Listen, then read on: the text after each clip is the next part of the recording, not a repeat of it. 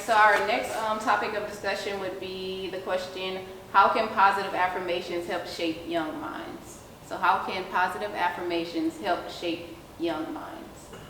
You know, I have 5 grandkids. Love them dearly. Should have had them first. But I have, you know, they all have their little different personalities. But I have 2 that are, you know, that kind of hold back. And it's you have to constantly tell them, you know, you're beautiful, you're smart, you can do this, wow, you did that. And those, you can see from the inside out that it just makes them stand up straight. It makes them know that, okay, Granty said I can do this, I can do this. You know, so I think that's, and it also teaches them how to give positive affirmations as well. You know, so they're not saying things they shouldn't to other kids or whatever, but they're knowing that, okay, if someone's picking on that kid, I should go to that kid and tell them, no, this is what you are. So when they get that positive affirmation, they send it back out. So it's very, very important to do that. I kind of, in a lot of my work life, I see a lot of negative situations. So I try to live on positive affirmations. Like one I instill in my daughter, she's 5, is that when it's nice outside, I tell her it's beautiful outside, like, and then she'll say her name to kind of correlate beauty with her to keep her confidence consistently. Because kids these days are mean. I mean, we're all kids, so you know how it is. So you have to kind of be the positive in what could be a negative day. So that's how I see it. Yeah, and as far as in therapy, it's important, like the mental aspect of that. So we tell clients to create affirmations that they truly believe so that they can begin negating those negative and self-sabotaging thoughts.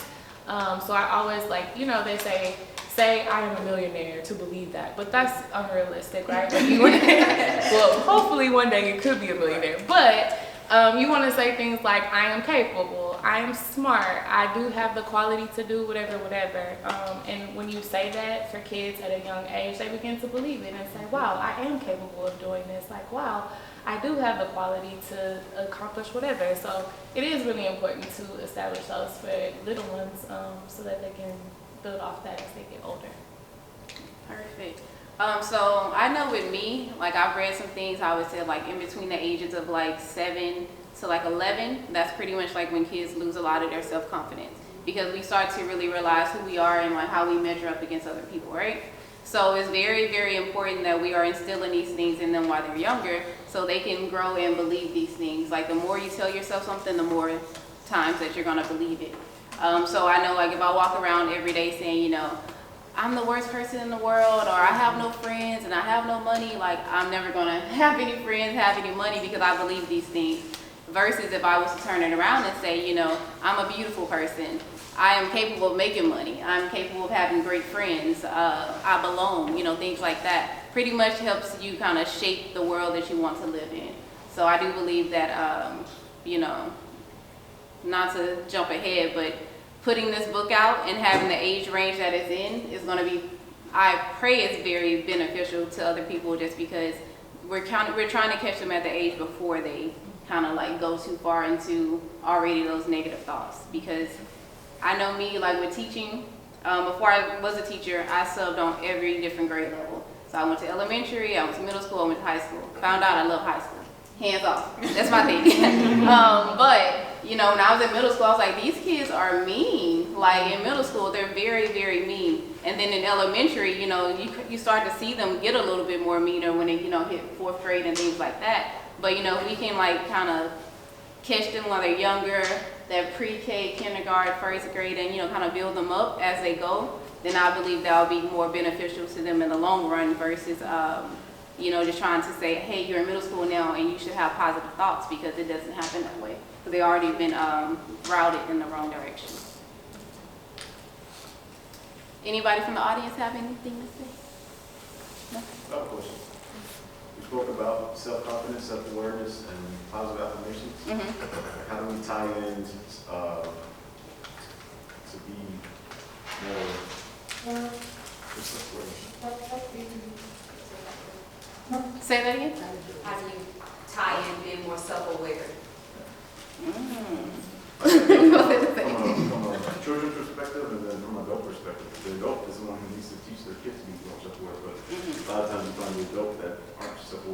that's what I've done myself. Like I have to increase my self-awareness to be more emotionally intelligent and mentally intelligent to carry on like what I'm doing now and what I'll continue to do in the future. So I guess that's what.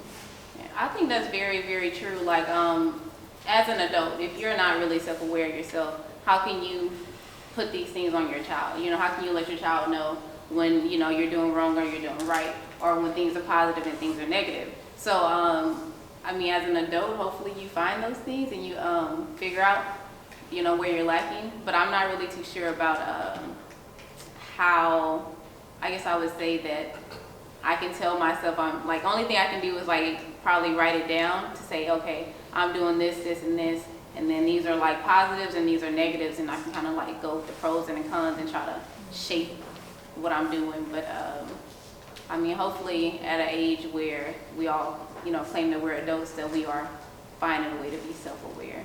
So I think that's very important to know what you're actually doing. I think it goes into defining your needs and wants.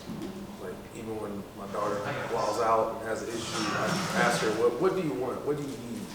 So just defining that, like she said, writing it down could be more concrete and maybe easier to, I guess, analyze and diagnose if you actually see it as opposed to thinking about it, because you might be thinking about a situation and then something happens, your kids call, job calls, and then it sidetracks you, and then it may be days, weeks, maybe years before you even think about that. But if you have it written down, that could be your guide, like your map in a sense.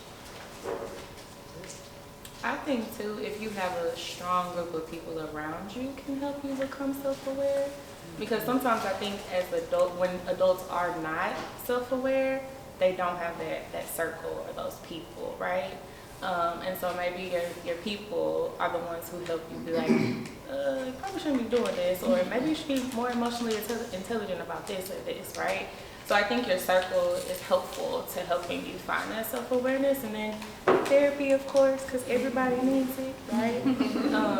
So yeah, I think you can find it. You just may take some time and some people around you. And I guess you actually have to be receiving of it too. Like, you have to really understand that, yeah, these are the things I need to fix. Constructive criticism. Yeah. Yep.